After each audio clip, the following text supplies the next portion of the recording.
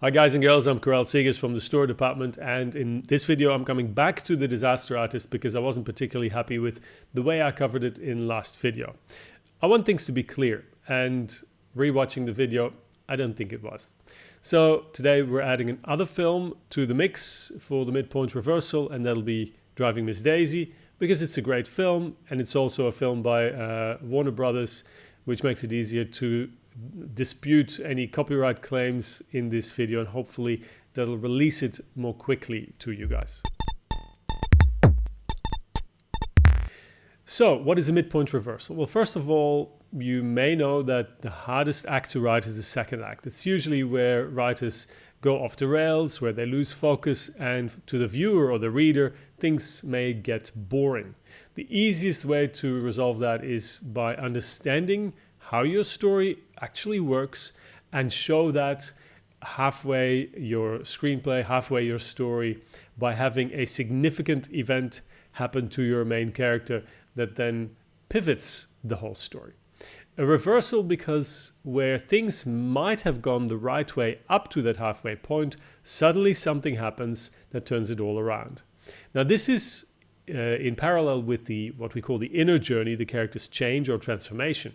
Up to that midpoint, the character's been trying to do things the easy way, according to their own used methods or their familiar, trusted methods, which within the character journey and the path of change is not really the best solution. So once a character learns what went wrong or what they were doing wrong in their old world or their old life, they change their behavior, and that usually we see from that halfway point onwards, and therefore it's another reversal in terms of action as well.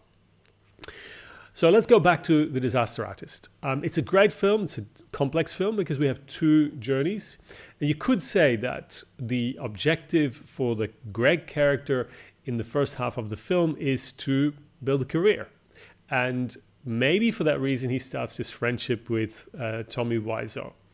Now everything seems to be going well around the halfway point. They overcome the toughest scene during the production, during the shoot. And we saw that in the previous video, we saw Greg in the pool with the girlfriend. Everything seems to be going well in that love journey as well. So what then typically happens around the halfway point of the movie is things go wrong. Something happens, there's a fly in the ointment that will turn everything around. And I wanted to show you this in The Disaster Artist. It happens very quickly, pretty much immediately after the pool scene. And let's have a look and then we can talk about it in a minute. Tommy, so the reason we brought you here is because we've been talking and we decided that we want to move in together. Oh. I'm sorry. Impossible. I had no room for 3 people in my place. Oh, no, that's not what I mean. No, Greg's gonna move in with me. Yeah. What?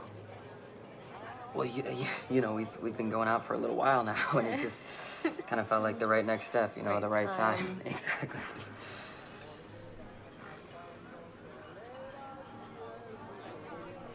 What about moving? What about it?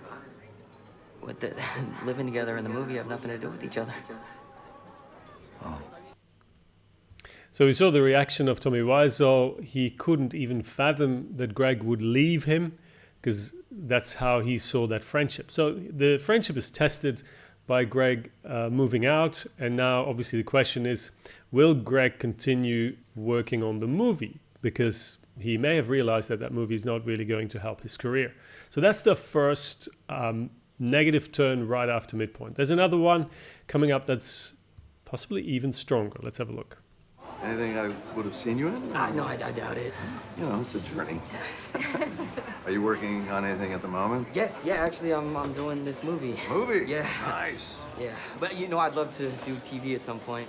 Yeah. Yeah, you know, sitcoms, drama, cop shows, yeah, you name it, I would do it. It's funny you mention that, because I'm directing an episode of Malcolm right now. Next week, we're shooting this scene where the boys get lost, and Hal and Lois have to go find them in the woods, and we're having trouble finding this lumberjack role, and you got this beard. What do you think? You want to do it? Are you serious? Yeah. Well, you know, everybody needs a break. Are you good? I should have asked that first. No. He's very good. Listen, man, I'm sorry, I'm freaking out a little bit. No, I'm a big fan. This is like, it's crazy. All right. You and the beard Yes. next Tuesday and Wednesday. I will be there. Thank You, man. Seriously, See you next week. Thanks. So yeah, there's the next challenge, and the question again is: will Greg follow his career potential, working with Bryan Cranston, or will he stay on The Room, because there his beard needs to be shaven? And there was a day planned where there would be a scene where Greg's beard is shaven off. So that's a pretty strong dilemma right there. And so you see those two things happen right after that midpoint where everything seemed to be going extremely well. So now there's a serious test, a serious strain on the relationship between Greg and Tommy on the one hand, but also on the completion of the film on the other hand. I promised Driving Miss Daisy as the other example. In Driving Miss Daisy, we see Daisy Worthen slowly warming to her black driver in the South, America South, at a time when, this racial prejudice was still even stronger than it is today. And the story is of her change, her transformation, and where initially she really sees her driver purely as a servant. They become friends. And you could say that in that respect, there's possibly some sort of parallel in that emotional journey with the Disaster Artist. Because after that midpoint reversal, that friendship too will be challenged. Now, the first clip I'm going to show from Driving Miss Daisy shows Daisy smiling to her driver for the very first time, and they even joke, they have a chat in the car, which was unthinkable before this moment. And this happens exactly halfway the film, and it's no coincidence that it's their first longer trip. It's a threshold journey, if you wish, within the mythology, within the hero's journey approach. What's his name? Worthing? Okay, that was the wrong clip. This is the I right ever one. tell you about the first time I leave the state of Georgia? When was that? A few minutes back. Go on. Yes. Now, my daughter, she's married to a Pullman porter, She's always on the go. New York, Detroit, St. Louis. I said, well, now that's all well and good, Tommy Lee, but I just don't feel the need for it. So here it is. First time. And I might tell you, Miss Daisy, Alabama ain't looking like much so far.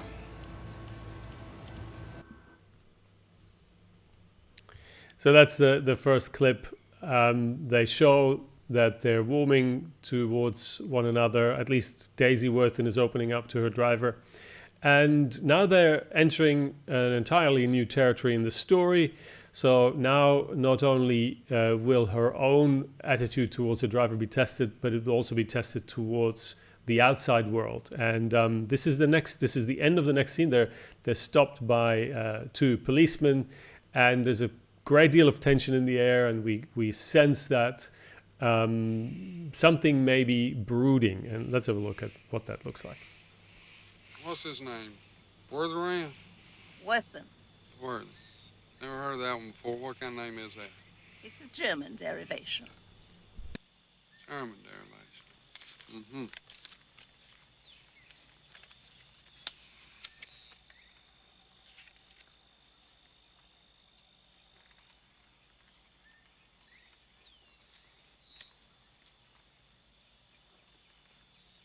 Thank you, ma'am.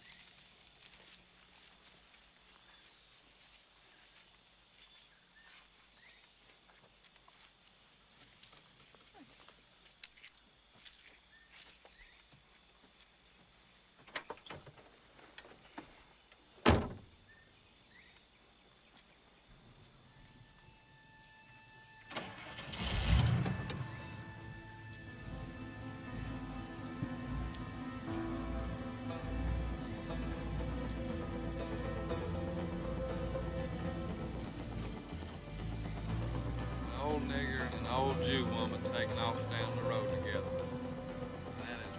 sorry side.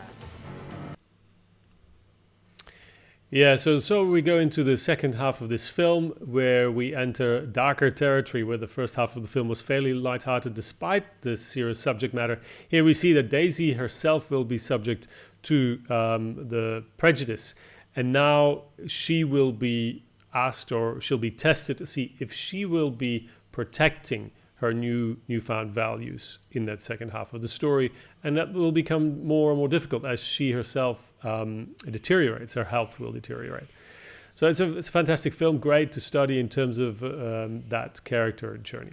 Now I've got tons more midpoint reversal examples coming, and I wanted to make one thing clear: not every movie will show this to the same extent, and it doesn't mean that you need to express or execute this in the exact same way. There are tons of fantastic films that don't have this sort of transformation or reversal, and they work absolutely fine. But if you need to bring in a clear moment of change for your character, that often happens at the midpoint. And also, you often go from an open-ended goal to a very clear, focused goal. Maybe in the first half of The Disaster Artist, the objective for Greg was to build a career.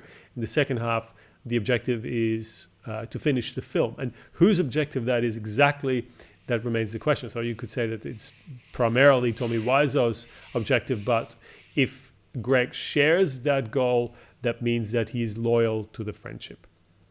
So these are things that I think these are ways of thinking about your story that can help you in constructing a healthy structure. Any questions? Do you have any thoughts or any other examples that you know of? Please put them down below in the comment section, and I promise there'll be plenty more midpoint reversals coming, and I'll actually put them all in a playlist. So if you go on our channel page, there'll be a playlist with specific examples of the midpoint reversal. I hope you enjoyed this. If you did, please join me as a subscriber of this channel. We've got 202 now, and hoping to see you for the next video. Thank you for watching, and I'll see you then.